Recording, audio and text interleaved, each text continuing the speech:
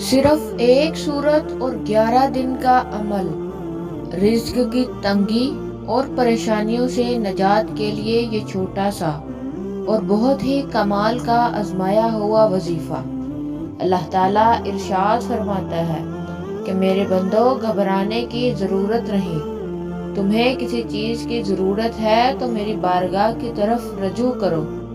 میں اللہ وحدہ لا شریک ہوں، تمہاری اس دعا کو اپنی بارگاہ میں قبولیت کا شرف عطا کروں گا۔ تو آپ نے بھی اپنے اللہ پر توکل رکھ کر اس عمل کو کرنا ہے۔ تو ناظرین، روزانہ صبح سورج نکلنے کے بعد اس سورت کو اس طریقے سے پڑھیں تو انشاءاللہ اتنا رزق گھر میں آئے گا جو اس کی آنے والی نسلوں تک ختم نہیں ہوگا۔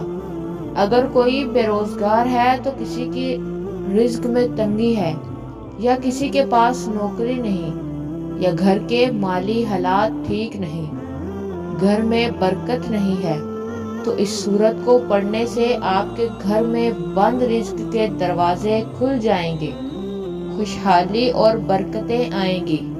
اس طرح جو شخص کھانا کھانے کے بعد ایک مرتبہ اس سورت کو پڑھے گا تو وہ کھانا بیماری نہیں بنے گا، 2 مرتبہ پڑھے گا تو رزق ہمیشہ ملتا رہے گا، اور جو اس کو 3 مرتبہ پڑھے گا تو اس کی نسلوں تک اس کے گھر سے رزق ختم نہیں ہوگا انشاءاللہ۔ تو آپ نے کرنا کیا ہے؟ صبح سورج نکلنے کے بعد 101 مرتبہ یا وہاب پڑھنا ہے۔ اس کا ترجمہ ہے دینے والا، عطا کرنے والا۔